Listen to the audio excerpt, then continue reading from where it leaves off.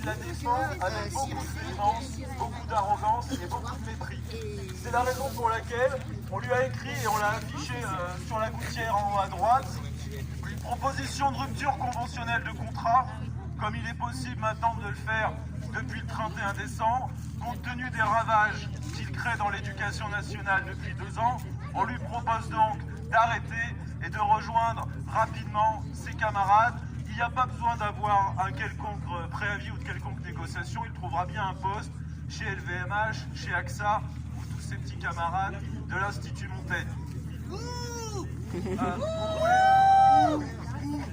On voulait aussi insister sur la manière dont ils décrivent les actions qui peuvent avoir lieu et sur la violence dont ils nous accusent.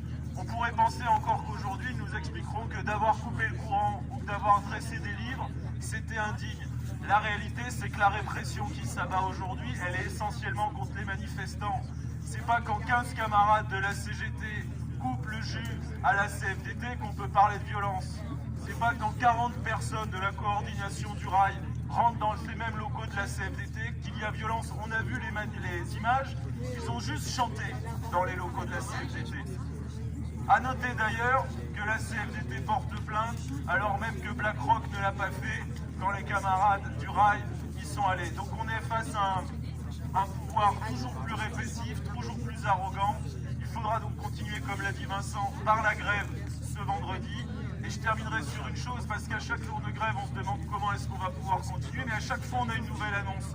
On a appris ce week-end par Le Monde que l'âge pivot, qui est censé être retiré provisoirement, est en fait est maintenu sous le nom d'âge d'équilibre, et qui serait de 65 ans, et que pour les générations nées dans les années 90, il serait de 67 ans. C'est ce qui est écrit dans l'étude d'impact de la loi. Donc on voit bien que cette loi sur la réforme des retraites, c'est juste une manière de nous faire travailler plus longtemps et pas du tout de rendre un système plus juste.